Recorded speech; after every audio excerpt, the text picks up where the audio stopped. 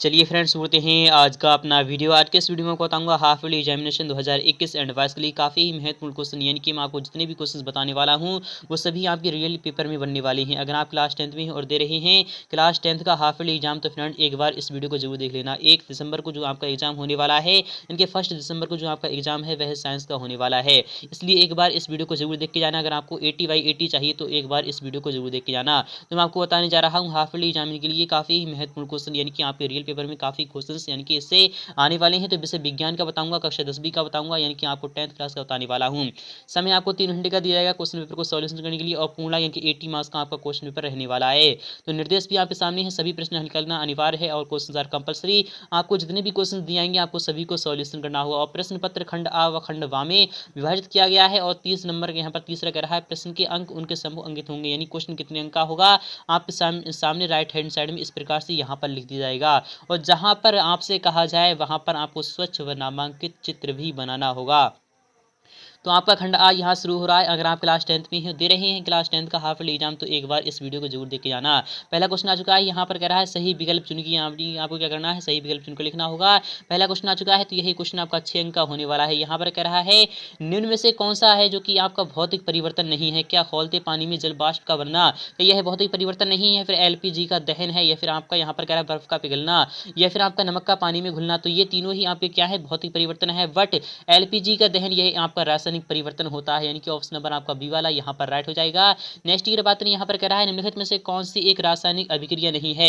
लौह पदार्थ का जंग लगना, तो यह तो एक रासायनिक अभिक्रिया होती है। भोजन का पकना, बर्फ का पिघलना, या फिर कागज का जलना। तो कागज का जलना, भोजन का पकना, ये सभी रासायनिक अभिक्रिया है। बट बर्फ का पिघलना यह रासायनिक अभिक्रिया नहीं है, इसलिए आपका विकल्प यहाँ पर बी वाला राइट हो जाएगा। नेक्स्ट की बात नहीं, थर्ड वाला क्वेश्चन भी आपका इंपोर्टेंट है, इससे भी यहाँ पे एग्जाम में क्वेश्चन बन सकते हैं। यहाँ पर कह रहा है सोने एवं प्लेटिनियम को गलाने वाले अम्ल का नाम क्या होता है? क्या एक्वा रेजिया होता है, सांद्र हाइड्रोक्लोरिक अम्ल होता है, या फिर सांद्र नाइट्रिक अम्ल होता है? फिर इनमें से कोई नहीं, तो हम जानते हैं एक्वा रेजिया होता है, यानी कि ऑप्शन नंबर आपका यहाँ पर आ वाला ही राइट हो जाएगा। आई होप आपको समझ में आ रहा होगा। अगर आपने चैनल को सब्सक्राइब नहीं किया है तो चैनल को जरूर सब्सक्राइब कर लीजिएगा। क्वेश्चन नंबर 4 की बात नहीं, यहाँ पर कह रहा है रासायनिक अभिक्रिया में भाग लेने वाले पदार्थ क्या कहलाते हैं? तो रासायनिक अभिक्रिया में भाग लेने वाले पदार्थ अभिकारक कहलाते हैं, और जो रासायनिक अभिक्रिया में भाग लेकर यानी कि जो बनते हैं उन्हें हम उत्पाद कहते हैं।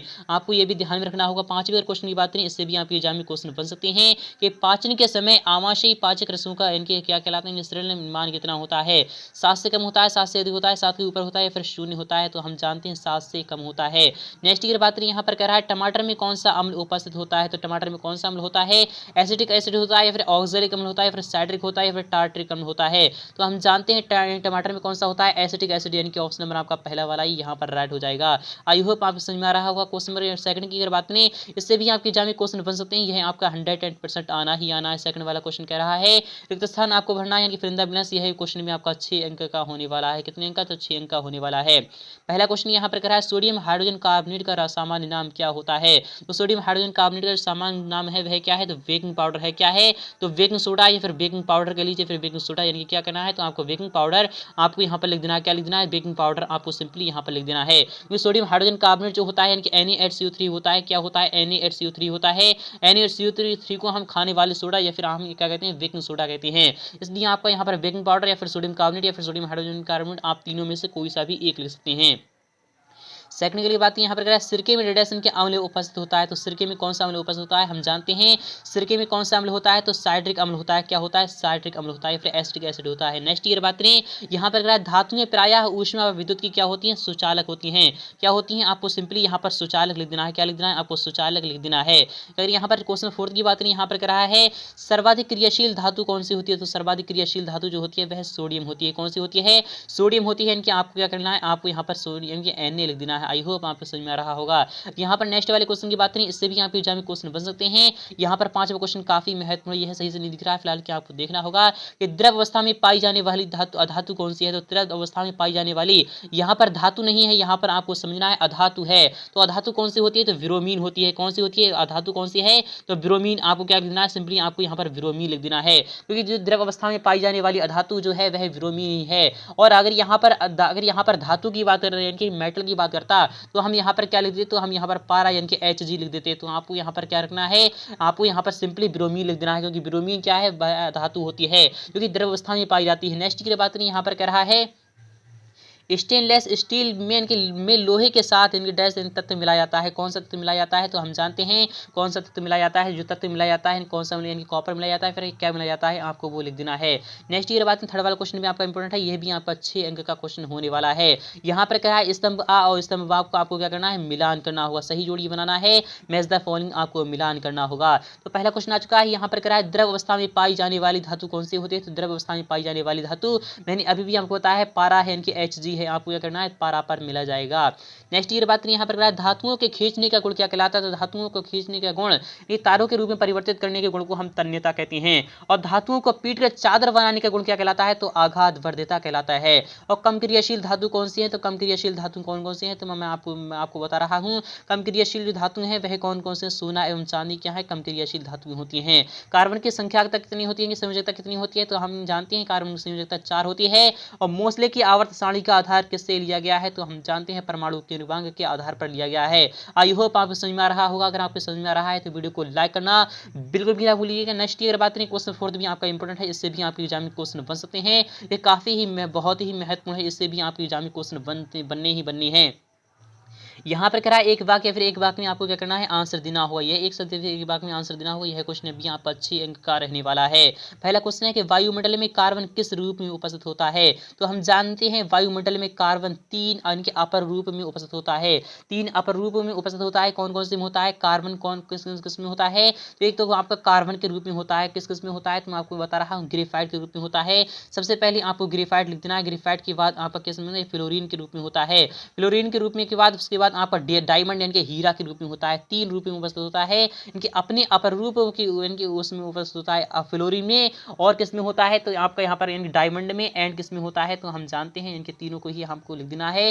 नेक्स्ट की बात यहाँ पर करा है खाना बनाते समय बर्तन की बाहरी सतह काली कब हो जाती है, तो खाना बनाते समय बर्तन की काली सतह कब हो जाती है, तो आपको यहाँ पर एक वाक्य में आपको आंसर देना होगा, काफी महत्वपूर्ण है। नेक्स्ट की बात करें समूह 17 के तत्वों को किस नाम से जाना जाता है, तो समूह 17 के तत्वों को हैलोजन नाम से जाना जाता है। किस नाम से जाना जाता है, आपको यहाँ पर सिंपली आपको हैलोजन लिख देना है। नेक्स्ट की बात ने यहाँ पर करा अष्टक का नियम किसने प्रतिपादित किया था, तो अष्टक का नियम किसने प्रतिपादित किया था, तो हम जानते हैं अष्टक का नियम किसने प्रतिपादित किया था, तो आपको यहाँ पर क्या लिखना है, आपको नाम लिख देना है, उसका इनके नाम लिखना है। अष्टक का नियम किसने किया था, इनके किसने किया था, सारेगामा पाधानीसा किसने इनके नियम दिया था, आपको उसका नाम लिख देना होगा।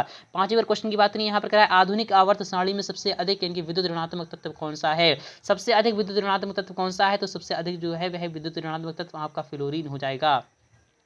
नेक्स्ट की बात करें यहाँ पर एक परमाणु का इलेक्ट्रॉनिक विन्यास 287 है, इस तत्व का नाम क्या हो जाएगा, तो इस तत्व का नाम आपका क्या हो जाएगा, क्लोरीन हो जाएगा, आपको सिंपली क्लोरीन लिख देना है। नेक्स्ट की बात करें यहाँ पर क्या कह रहा है क्वेश्चन पर आपका सेकंड वाला यानी कि खंडवा भी आपका इंपॉर्टेंट है, इससे भी आपके एग्जाम में क्वेश्चन आ सकते हैं, काफी महत्वपूर्ण। यहाँ पर करा है नोट में प्रश्न नंबर 5 से लेकर 8 तक में आपके कोई 2 प्रश्न आपको हल करना है। यह क्वेश्चन भी आपका 6 अंक का रहने वाला है, यानी कि आपको यानी कि कितने है 3 अंक का आपका एक क्वेश्चन रहने वाला है, क्योंकि 3 × 2 = आपका 6 होता है। यहाँ पर करा है संतुलित रासायनिक समीकरण क्या होती है, तो ऐसे समीकरण जो कि यानी कि अभिकारक तथा उत्पाद दोनों ही यानी कि पक्षों को बराबर कर दे उसे हम संतुलित रासायनिक समीकरण कहते हैं। रासायनिक समीकरण को संतुलित करना क्यों आवश्यक है, इसलिए आवश्यक ताकि दोनों ही तरफ क्या हो जाए समान रूप से क्या हो जाए इनके समान रूप से ही यानी कि दोनों ही तत्व के यानी कि गुण मिल रहे हैं, इस तरीके से उसे यानी कि आवश्यक होती है। नेक्स्ट की बात करें यहाँ पर कराए तेल एवं वसायुक्त खाद्य पदार्थों को नाइट्रोजन से प्रभावित क्यों किया जाता है, तो हम जानते हैं तेल एवं वसायुक्त खाद्य पदार्थों को नाइट्रोजन से प्रभावित इसलिए किया जाता है ताकि वह वायुमंडल के संपर्क में ना आ सकें। इस तरीके से आप यहाँ पर लिख दीजिए, काफी महत्वपूर्ण क्वेश्चन है, इसका भी जवाब आपको नेक्स्ट पार्ट में बहुत जल्द देने वाला हूँ। साथ ही क्वेश्चन की बात करें यहाँ पर क्या ताजे दूध का पीएच मान 6 होता है, दही बन जाने पर इसके पीएच मान में क्या परिवर्तन आता है, तो पीएच मान इसका क्या होता है घटता है, लगातार क्या होता है घटता है, इनके 5-6 से फिर उसके बाद नीचे चला जाता है, ये 5 हो जाता है, 4 हो जाता है, 3 हो जाता है, यहाँ तक 2 तक हो जाता है। इस तरीके से आप यहाँ पर समझ सकते हो, क्योंकि जब घटेगा तभी उसका पीएच मान क्या हो जाएगा, जब उसका पीएच मान घटेगा तभी वह क्या कह रहा है यहाँ पर दूध से दही में अच्छे प्रकार से परिवर्तित हो जाएगा। नेक्स्ट ईयर बात यहाँ पर कर रहा है व्यंज चूर्ण प्लास्टर ऑफ पेरिस व खाने के सोडे का रासायनिक नाम व सूत्र आपको बताना होगा। तो व्यंज चूर्ण क्या होता है, तो हम जानते हैं CaOCl2 होता है, क्या होता है CaOCl2 होता है, जिसे कैल्शियम ऑक्सीक्लोराइड कहते हैं। व्यंज चूर्ण का इसका रासायनिक नाम आपके सामने आ चुका है, यानी कैल्शियम ऑक्सीक्लोराइड। और प्लास्टर ऑफ पेरिस क्या होता है, तो हम जानते हैं CaSO4 × 12H2 होता है, CaSO4 × 12H2 जो होता है वह क्या होता है, तो हम जानते हैं ये क्या होता है, तो प्लास्टर ऑफ पेरिस होता है। इसे हम POP भी कहते हैं, तो आपको यहाँ पर इस प्रकार से लिख देना है। रासायनिक नाम व सूत्र आपको बताना है, तो रासायनिक नाम मैं आपको बता रहा हूँ। यहाँ पर कैल्शियम सल्फेट अर्धहाइड्रेट होता है इसका रासायनिक नाम, और इसका होता है कैल्शियम ऑक्सीक्लोराइड होता है। और खाने का सोडा का रासायनिक नाम क्या होता है, तो खाने के सोडा का जो नाम रासायनिक नाम होता है वह क्या होता है, NaHCO3। तो इसका फॉर्मूला होता है, इसका नाम होता है सोडियम बाइकार्बोनेट, यानी खाने वाला सोडा या फिर बेकिंग सोडा कह लीजिए। इस तरीके से आपका आंसर मुकम्मल हो चुका है। आई होप आपको समझ में आ रहा होगा। नेक्स्ट की बात नहीं, यह भी क्वेश्चन आपके एग्जाम में आ सकता है, काफी चांस है यह आना ही आना है। यह क्वेश्चन आपका 9 अंक का होने वाला है। यहाँ पर अगर प्रश्न नंबर 9 से लेकर 13 तक के कोई 3 प्रश्न आपको हल करना होंगे, यानी कि एक क्वेश्चन आपका 3 अंक का रहने वाला है, क्योंकि 3 × 3 = आपका 9 होता है। यहाँ पर है सोडियम, ऑक्सीजन एवं मैग्नीशियम के लिए इलेक्ट्रॉन बिंदु संरचना आपको बताना है। इलेक्ट्रॉन बिंदु संरचना हमने सीख रखी है। सोडियम का क्या होती है, तो सोडियम के इलेक्ट्रॉन विन्यास क्या होता है, 11 होता है, जिसके लास्ट में इनके कितने इलेक्ट्रॉन होते हैं, तो 1 होता है। इसलिए आपका इनकी इलेक्ट्रॉन बिंदु संरचना मैं यहाँ पर डॉट से दिखा रहा हूँ। तो आपका इस प्रकार से इलेक्ट्रॉन सोडियम का हो चुका है। अगर ऑक्सीजन की बात करें तो ऑक्सीजन पे 2 होते हैं, ये 2 अयुग्मित होते हैं और 2 अयुग्मित होती हैं। तो इस प्रकार से आपका आ जाएगा, ये आपके 2 अयुग्मित हो चुके हैं, ये आपके 2 युग्मित हो चुके हैं। तो आपका यहाँ पर इस प्रकार से लिख देना है कि ये क्या है, तो ये आपके यहाँ डॉट है, डॉट है। इस तरीके से आप यहाँ पर इलेक्ट्रॉन बिंदु संरचना हो चुकी है। और यहाँ पर मैग्नीशियम की बात करें तो मैग्नीशियम पर भी लास्ट में कितनी होती है, तो 12, यानी कि आप कितनी होती हैं, तो आपका यानी कि 12 का हम करते हैं 2 8, आपका कितना आ 2 8 2 आ चुका है। इसके भी लास्ट में कितने होते हैं, 2 होते हैं। तो इस प्रकार से आपके यहाँ पर आ जाएगी। इस तरीके से आपको यहाँ पर लिख देना है। क्वेश्चन 10 की अगर बात करें, यहाँ पर कह रहा है रासायनिक गुणधर्मों के आधार पर धातुओं एवं अधातुओं को आपको विभेद करना होगा। तो धातु अधातुओं के आपको यानी विभेद करना है, रासायनिक गुणधर्मों के आधार पर आपको करना है। तो काफी महत्वपूर्ण इसके में इनके धातुओं में आयनिक क्या होती है, चमक होती है। इस प्रकार से आप यहाँ पर पूरा का पूरा करते रहिएगा। नेक्स्ट पार्ट में इसको सॉल्यूशन दिखाने वाला हूँ बहुत जल्द। नेक्स्ट की बात करें, यहाँ पर करा क्वेश्चन 11 में काफी महत्वपूर्ण, ये भी आपके एग्जाम में आ सकता है। उभयधर्मी ऑक्साइड क्या होते हैं, 2 उभयधर्मी ऑक्साइड का आपको उदाहरण भी देना होगा। ऐसे यानी कि ऐसे ऑक्साइड जो कि जिनके अम्ल तथा क्षार दोनों के साथ ही क्रिया कर सकें, उन्हें हम उभयधर्मी ऑक्साइड कहते हैं। जैसे कि आपका क्या हो गया, सोडियम क्या होता है, तो हम क्या कहते हैं, तो आपको पता होगा इनके सोडियम से आपको एक आपको लिख देना है, काफी महत्वपूर्ण है क्वेश्चन। नेक्स्ट ईयर बात नहीं, सोडियम पोटेशियम एवं लिथियम का आपको तेल के अंदर इनके यहाँ पर संग्रहित क्यों किया जाता है, तो आपको बताना होगा। सोडियम और पोटेशियम एवं लिथियम ये ऐसी धातुएं हैं जो कि इतनी सक्रिय है कि यदि वह ये वायु के संपर्क में आ जाए या फिर वायुमंडल के संपर्क में आ जाए, तो वह क्रिया करके वह अपनी ऑक्साइड बनाने का इनके काम प्रारंभ कर देती हैं। इसलिए उन्हें मिट्टी के तेल में इनके डुबो कर रखा जाता है। तो इसका भी जवाब आपको नेक्स्ट पार्ट में फुल्ली सॉल्यूशन के साथ मैं आपको कॉपी पेन पर बहुत जल्द दिखाने वाला हूं। नेक्स्ट की बात यहाँ पर करा आयनिक यौगिक के आपको कोई 3 गुण लिखना होंगे, काफी महत्वपूर्ण, इससे भी आपके एग्जाम में क्वेश्चन बन सकते हैं। और ये आपका 110% आना ही आना है, इसलिए आप इसे अच्छी तरीके से रट लीजिएगा, यह क्वेश्चन आना ही आना है। नेक्स्ट की बात करें, प्रश्न नंबर 14 से लेकर 18 तक के कोई 3 आपको प्रश्न को सॉल्यूशन करना होगा। यह क्वेश्चन आपका 9 अंक का रहने वाला है। सजातीय श्रेणी क्या होती है, उदाहरण देकर आपको समझाना होगा। यहाँ पर करा है, क्या कारण है कि हीरा कठोर एवं ग्रेफाइट चिकना एवं नरम होता है, तो आपको कारण सहित बताना होगा। यहाँ पर कह रहा है, उत्कृष्ट गैसों को अलग समूह में क्यों रखा गया है, आपको वो बताना है। मैग्नीशियम की तरह यानी कि आपको यहाँ पर रासायनिक अभिक्रियाशीलता दिखाने वाले 2 तत्वों के आपको नाम लिखना है। मेंडलीव की आवर्त सारणी क्यों आपको बताना होगा, कि आपको कमियां निकालना है, काफी महत्वपूर्ण, इससे आपके एग्जाम में क्वेश्चन बन सकते हैं। यहाँ पर खंडवा की बात करें, ये भी आपका इंपोर्टेंट है, काफी महत्वपूर्ण है। प्रश्न नंबर 19 से लेकर 23 तक के आपके कोई 3 प्रश्न को हल करना होगा। यह क्वेश्चन आपका 12 अंक का रहने वाला है।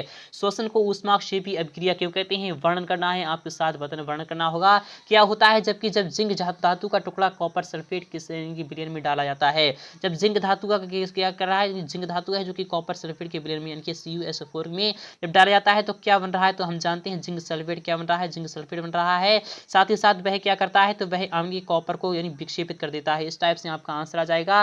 सिल्वर धातु का टुकड़ा जब कॉपर सल्फेट के विलयन में डाला जाता है तो Ag को जब हम किसमें डालते हैं, सिल्वर धातु का टुकड़ा जब CuSO4 में डाला जाता है तो ये क्या होता है, तो ये आपका सिंपली यही गिवन देता है। ये CuSO4 कोई भी फर्क नहीं पड़ता है। नेक्स्ट ईयर बात करें, यहाँ पर कह रहा है दवा को बोतल आदि का इनके रंगीन क्यों होती है, तो आपको बताना है। केक बनाने के लिए बेकिंग पाउडर का प्रयोग किया जाता है। यदि घर पर केक बनाने का समय बेकिंग सोडा का प्रयोग करें तो आपका यह केक के स्वाद को किस प्रकार प्रभावित करेगा और क्यों करेगा, आपको वो सभी बताना होगा। बेकिंग सोडा को किस प्रकार बेकिंग पाउडर में परिवर्तित किया जाता है, आपको वो सभी बताना है। काफी महत्वपूर्ण यह क्वेश्चन आपका 110% आना ही आना है, इसलिए आप इसे अच्छी तरीके से प्रिपेयर कर लीजिएगा। नेक्स्ट ईयर बात करें, सोडियम क्लोराइड का जलीय विलयन उदासीन होता है परंतु सोडियम कार्बोनेट का जलीय विलयन क्षारीय होता है। क्यों होता है, आपको इसका भी जवाब नेक्स्ट पार्ट में बहुत जल्द मिलने वाला है।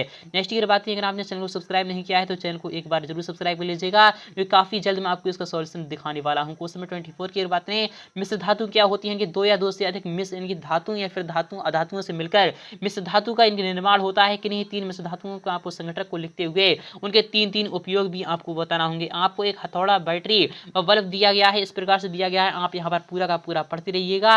नेक्स्ट पार्ट में इसका भी सॉल्यूशन मैं आपको बहुत जल्द दिखाने वाला हूँ। इस प्रकार से आप यहाँ पर क्वेश्चन 26 देख सकते हैं, काफी महत्वपूर्ण, इससे भी आप एग्जाम में क्वेश्चन बन सकते हैं। यहाँ पर कराया है एल्यूमिनियम की सक्रियता आपको क्या कहते हैं घटती है यदि इसको H2SO4 में यानी डाला जाए, तो आपको इस प्रकार से नेक्स्ट पार्ट में इसका भी सॉल्यूशन मिल जाएगा।